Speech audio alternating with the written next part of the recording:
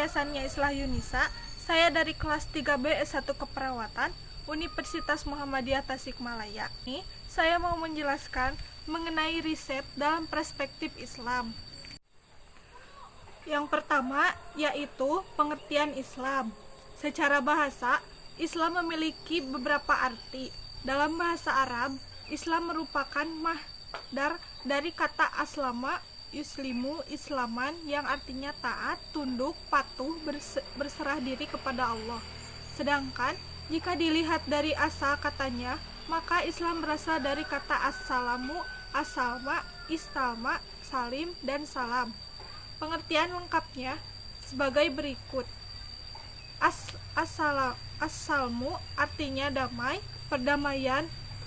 Islam adalah agama yang damai dan setiap muslim hendaknya menjaga perdamaian. Asalma artinya taat, berserah diri. Seorang muslim hendaknya berserah diri pada Allah dan mengikuti ajaran agama Islam dengan taat. Kemudian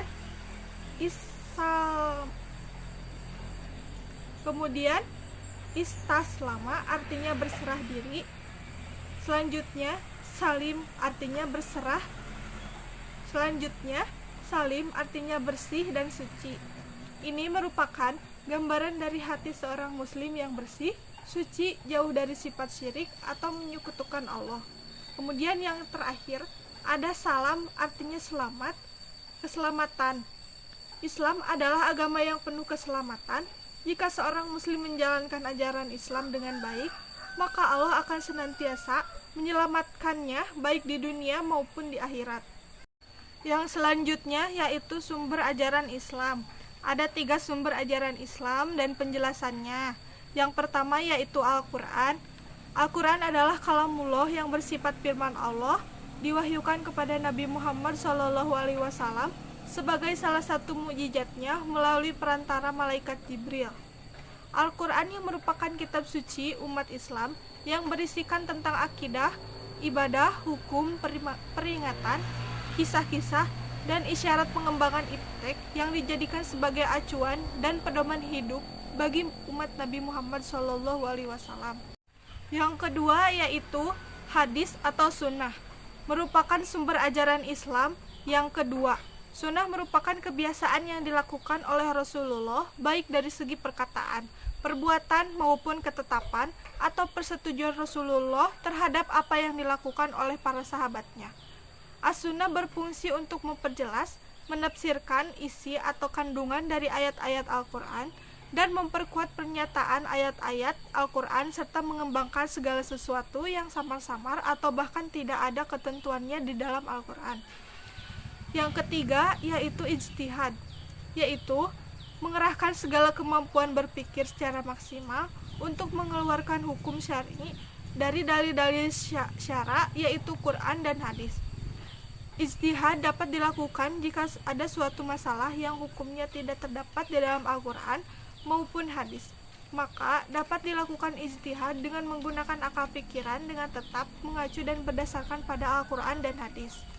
Kemudian ada ayat Al-Quran atau hadis tentang penelitian atau riset.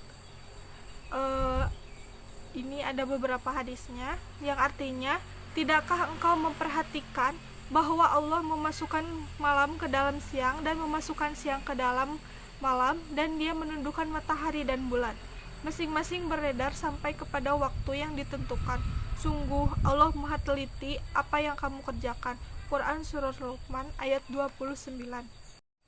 Kemudian selanjutnya Surah An-Naml ayat 86 yang artinya, apakah mereka tidak memperhatikan bahwa kami telah menjadikan malam agar mereka beristirahat padanya dan menjadikan siang yang menerangi. Sungguh pada yang demikian itu terdapat tanda-tanda kebesaran Allah bagi orang-orang yang beriman. Terakhir yaitu Quran Surah An-Nur ayat 35 yang artinya, Allah pemberi cahaya kepada langit dan bumi. Perumpamaan cahayanya seperti sebuah lubang yang tidak tembus, yang di dalamnya ada pelita besar. Pelita itu di dalam tabung kaca, dan tabung kaca itu bagaikan bintang yang berkilauan, yang dinyalakan dengan minyak dari pohon yang diberkahi, yaitu pohon zaitun yang tumbuh tidak di timur dan tidak pula di barat, yang minyaknya saja hampir-hampir menerangi, walaupun tidak disentuh api. Cahaya di atas cahaya berlapis-lapis. Allah memberi petunjuk kepada cahayanya bagi orang yang Dia kehendaki. Dan Allah membuat perumpamaan-perumpamaan bagi manusia, dan Allah Maha mengetahui segala sesuatu. Selanjutnya yaitu sejarah perkembangan penelitian atau riset dalam Islam. Islam sebagai agama yang telah berkembang selama lebih dari 14 abad menyimpan peristiwa-peristiwa sejarah yang perlu terus dikaji berdasar berbagai sudut pandang perspektif. Peristiwa-peristiwa yang secara garis besar menyangkut masalah-masalah ajaran, pemikiran, sosial, politik, ekonomi, budaya, dan sebagainya itu secara material atau objek material adalah sama-sama merupakan objek sejarah Islam. Akan tetapi, masing-masing objek tersebut dapat dijadikan sasaran studi dengan sudut pandang atau pendekatan objek formal yang berbeda, yaitu antara pendekatan sejarah di satu segi dan pendekatan keislaman pada segi lainnya. Dalam hal ini, kedua pendekatan tersebut memiliki paradigma serta kerangka metodologis yang membedakannya antara disiplin ilmu umum atau sejarah dan ilmu keislaman. Namun, sifat serta kegunaan sesuatu pendekatan itu pada dasarnya sebagai perangkat analis. Maka, perbedaan itu justru bisa dikombinasikan dalam melihat suatu objek studi. Inilah sebetulnya yang dimaksud dengan paradigma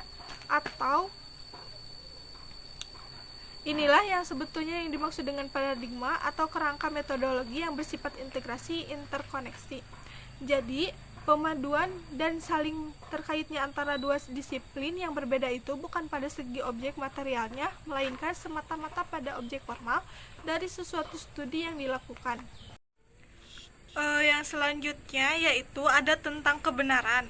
Kebenaran dalam hukum Islam dapat dilihat pada tiga sisi, yaitu kebenaran yang dilandasi dengan filsafat, yakni dengan menuntut ilmu pengetahuan untuk memahami, sedangkan agama adalah menuntut pengetahuan untuk beribadah. Selanjutnya, filsafat kebenaran adalah relatif dan tidak ada satupun mutlak sempurna.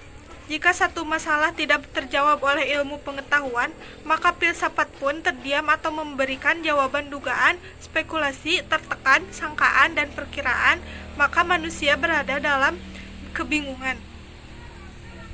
Ilmu pengetahuan adalah pengetahuan yang tersusun secara sistematis dan metodis.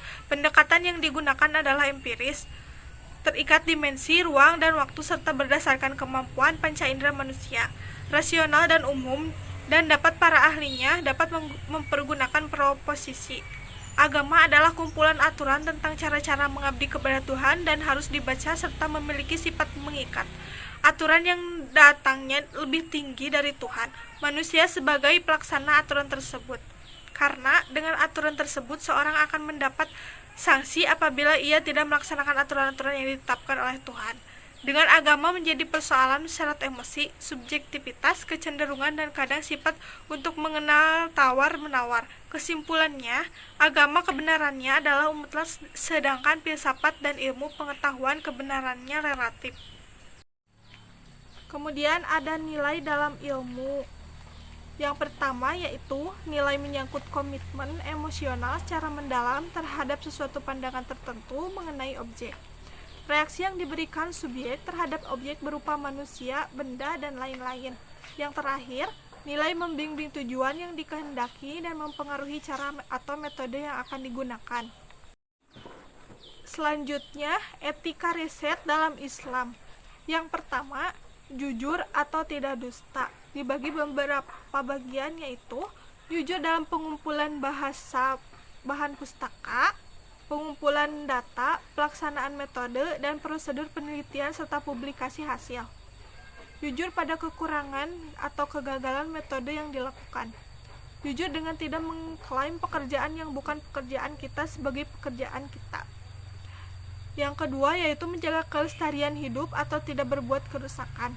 Yang dibagi menjadi selain untuk beribadah kepada Allah, manusia juga diciptakan sebagai khalifah yang memiliki tugas untuk memanfaatkan, mengelola, dan memelihara alam semesta. Selanjutnya, Islam mengajarkan agar umat manusia senantiasa menjaga lingkungannya. Yang ketiga yaitu bertindak ihsan. Ihsan berasal dari kata yuhsinu yang artinya adalah berbuat baik, sedangkan bentuk masdarnya adalah uhsanan yang artinya adalah kebaikan. Kemudian berbuat kebaikan pada riset. Yang terakhir yaitu tidak merugikan lain dengan mengatur aspek, yakni segi material atau penelitian yang kita lakukan merugikan partisipasi secara fisik. Kemudian segi psikologis, penelitian yang dilakukan tidak merugikan atau membuat sisi psikologis partisipan menjadi terganggu. Segi sosial, penelitian yang dilakukan tidak merugikan atau menyebabkan partisipan secara sosial kemasyarakatan. Yang terakhir ada manfaat riset dalam Islam, yaitu yang pertama, riset bertujuan agar riset yang dilakukan bermanfaat bagi kemaslahatan hidup manusia, baik itu secara teoritis atau akademik maupun empirik atau lapangan. Yang kedua yaitu mengangkat derajat umat Islam dengan adanya riset yang dilakukan kaum muslim sendiri dalam rangka menjunjung tinggi kejayaan Islam. Sekian dari saya, mohon maaf bila banyak kesalahan dan kekurangan. Wabillahi taufiq wal hidayah. Wassalamualaikum warahmatullahi wabarakatuh.